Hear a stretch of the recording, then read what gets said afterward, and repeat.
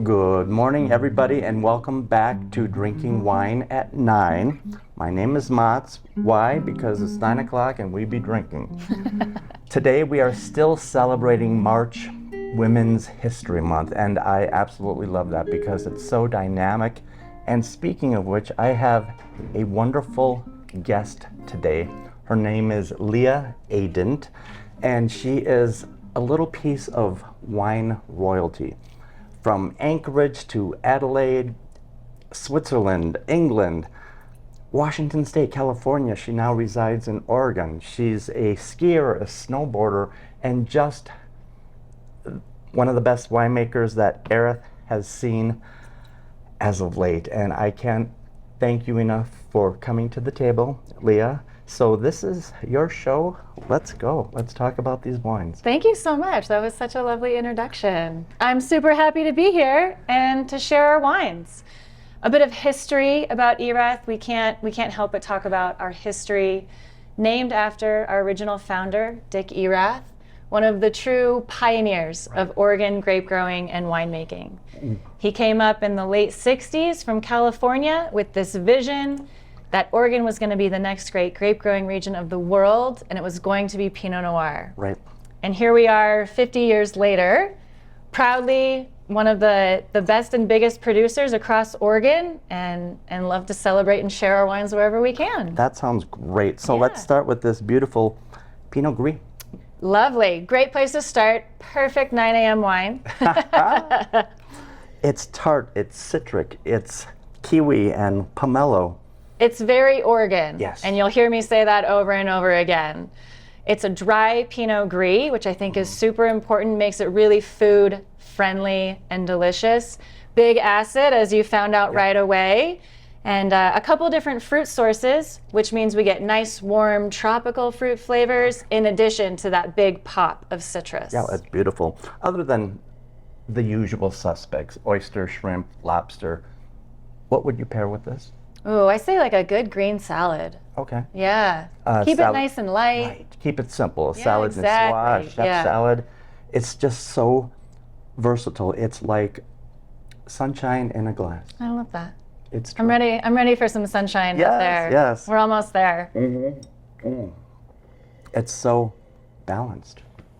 Thank you. It is just gorgeous, which brings us to gorgeous wine number 2. Yeah. I love that you said the word balance because that is something I think about in all of my wines, right? Okay. If we're going to have a dry style, if we want to be food friendly, the acid has to match the alcohol, has to match the mouthfeel. Yes. Everything has to come together. Right.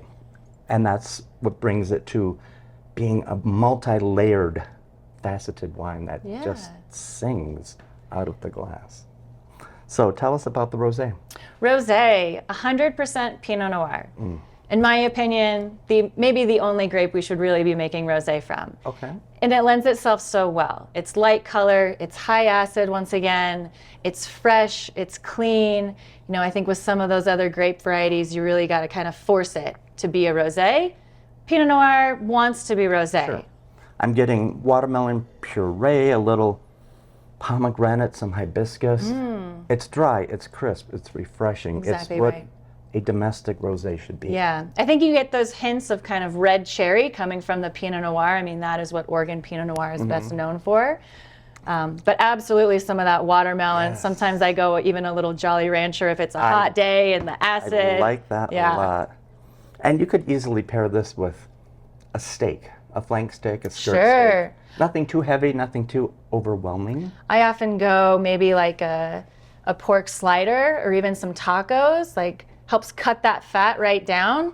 Sure, I could definitely see that Yeah. because rosé season starts for me next month. April 1st is always rosé day at the Argonaut, and this is a great way to start. Thank you. It's rosé day. Rosé day is all year for me. True, true. How beautiful. Well, thank you. Okay, wine number 3, and this is what they're known for, is the Pinot Noir. Yes. Love the Pinot Gris, love the rosé, but who we are is Pinot Noir. It is what we do. It's what we've always been known for. It's what we're most proud of. And this wine in particular, my orange label, my Oregon tier, our fruits sourced from across Oregon, so within the Willamette Valley and outside. Again, it gives us some dimension to work with, gives us a lot of components to then blend together and really represent all of Oregon. I like it because it's not Burgundian in style. I often get Pinots that are so funky. Yeah. Barnyard funk, Yes. Burgundian T&W, thin and watery. This isn't. Yeah. And it's so affordable. Miss Sheila already has them on sale. And it just is so... Love Burgundy. Yeah, Love tasty. Burgundy. Sure. But yeah, we are Oregon. Right. And so, I think for this style in particular, we have one hand looking at Burgundy, we have one hand in California, but really true to Oregon, where we have the fresh fruits, once again, the bright acidity, but we've got some generosity, some texture in there. like that. Just enough oak to kind of, my goal, just enough oak to complement the fruit and the wine, never overwhelm it. So Leah, let me ask you this, and I've asked other winemakers with whom I've done commercials, what inspires you? What is your driving force? Because obviously the product speaks for itself, but there's something that is passionate about you that goes into the glass. Yeah. Every season is different. Every vintage is different. I just celebrated 20 harvests this last year, and I can think about every single one and what the weather was, what music I was listening to that year, right? You think you know everything, and Mother Nature will send you for a spin. And I think that's what keeps it fun for me and very passionate, is that they will always be different. There'll always be different conditions.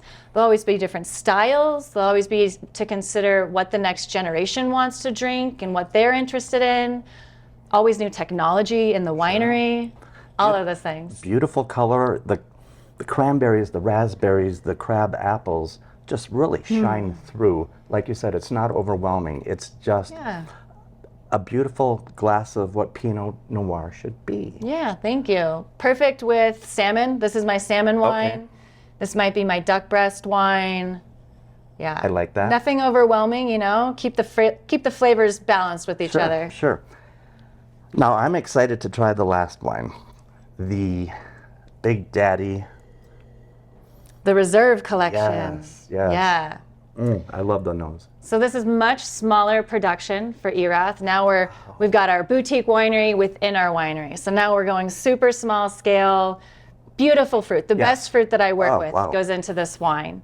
And it's truly a collection of my best single vineyard sites across the Willamette Valley, blended together to represent Oregon and the Willamette Valley. Chocolate covered cherries, chocolate mousse, some black pepper, white pepper, some black tea. It just is unctuous and so mouth coating. Yeah. A beautiful, beautiful representation of what you do and what you do so well. Oh, thank you. I think made maybe in a little bit more old world in style, right? We're not pushing concentration. Right. We have it and we love it and we see it, but again, that acid, that nice linear texture to it is right there. You let the wine speak for itself. We should. And it just shows in this glass of wine, which I would pair with a filet with blue cheese or chimichurri sauce. There you go. Or something that would just complement each other. And that's why I want all of our guests and listeners to come into Argonaut, because we can help you pair these wonderful wines with wonderful food. That's what we do. And Leah, I can't thank you enough for joining me at the table and gracing our little studio such a pleasure. with your presence, because you truly are gifted. Thank you so much. And That's really nice to hear. It just shows. So everybody come on down to Argonaut, discover these Erath wines. It's so worth your time. And cheers. Cheers. Nothing more to say, because the wines say it all.